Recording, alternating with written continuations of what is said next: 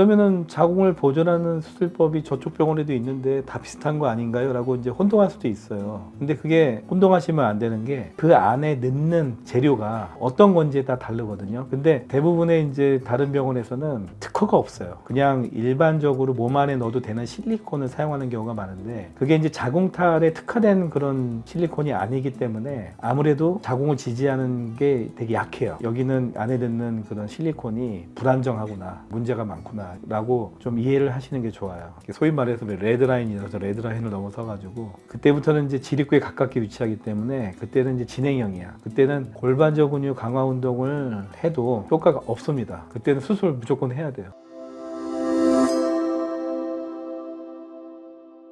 안녕하세요. 산뜨드 의사 원영석입니다. 제가 자궁탈에 대해서 항상 늘 왜 생기는지 그리고 어떤 식으로 저희가 수술하고 진행하는지를 설명은 드리지만 오늘은 여러분들이 그냥 평상시에 궁금해하시는 점들을 따로 모아서 정리해보는 시간을 갖도록 하겠습니다. 자, 우리가 보통 이제 장기들이 골반강이라고 옆에는 병풍처럼 골반 뼈가 있어요. 밑에는 골반저 근육이 있어요. 그 골반저 근육이 골반 장기에 내려오지 못하게 지지해주는 역할을 하는데 대부분은 같이 내려와요. 그러니까 저희 병원에 오시는 분의 한 10분 중 8분 정도는 자궁, 방광, 직장 이런 것들이 한 번에 같이 내려와요. 왜냐면 같은 공간에 있으니까. 근데 자궁만 주로 내려오는 경우도 있어요. 오늘 오신 분들도 한 분이 자궁만 주로 내려왔거든요. 그래서 젊은 나이대 많기 때문에 젊은 타입이라고 부르거든요. 물론 그분들도 직장류나 방광류가 전혀 없다는 건 아닙니다. 그렇지만은 방광류 교정 수술이라는 게 심한 경우에는 메쉬를 넣어서 당기는 수술을 하지만 심하지 않은 경우에는 질점막을 잘라내서 봉합하는 정도만으로 끝날 수 있거든요. 그렇기 때문에 우리가 보통 내려왔을 때 대부분은 같이 내려온다. 그러나 자궁만 주로 내려올 수도 있다. 이렇게 이해하시면 되겠습니다.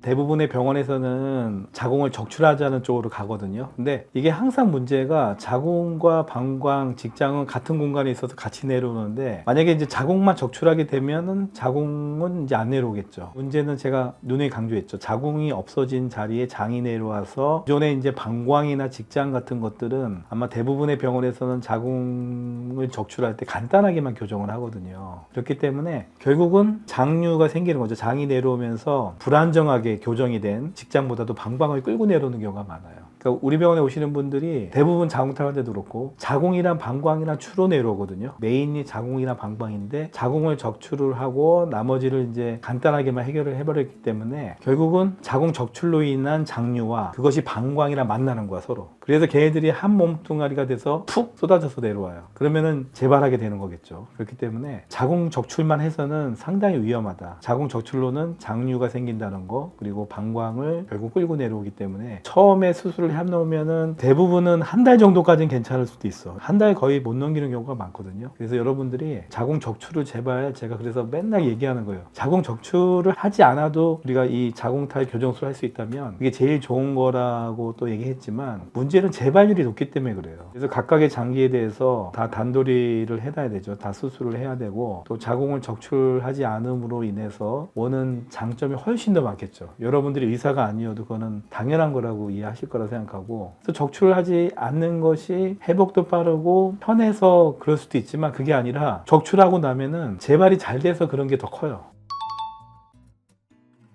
우리가 자궁이 내려오는 정도를 이제 1도, 2도, 3도, 4도 이렇게 나누거든요. 근데 1도 정도까지는 효과가 좀 있을 수 있어요. 왜냐면은 1도라는 거는 자궁이 내려온 게 질을 통해서 내려오는데 그 내려오는 정도가 아직 중간을 넘어가지 않았어. 질의 중간을. 그 정도에서는 만약에 골반저 근육을 열심히 강화하는 훈련을 한다면은 효과가 있을 수 있습니다. 다 100% 그렇게 되는 건 아니에요. 2도 정도부터는 이게 자궁이 이제 중간을 넘어섰어요. 소위 말해서 레드라인이라서 레드라인을 넘어서 가지고 그때부터는 이제 지립구에 가깝게 위치하기 때문에 그때는 이제 진행형이야. 그때는 골반저 근육 강화 운동을 해도 효과가 없습니다. 그때는 수술 무조건 해야 돼요. 그러나 1도인 경우에는 골반저 근육 강화 운동이 도움이 될 수는 있다. 그러나 진행이 될 수도 있다. 이렇게 이해하시면 되겠습니다.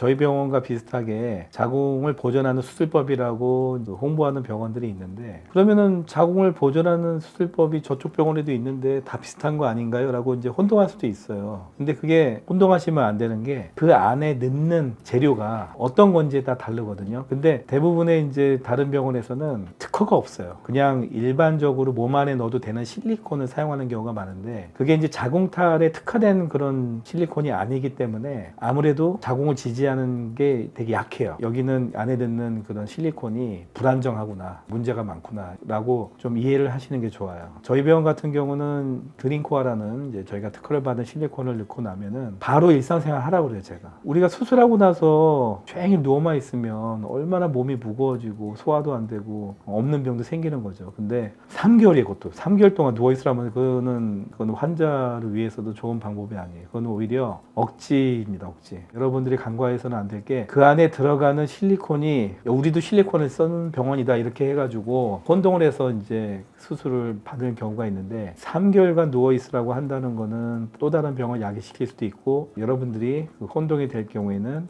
이 병원은 수술하고 나서 바로 활동을 해도 되는 거라고 얘기를 하는지 아닌지를 확인하셔야 됩니다.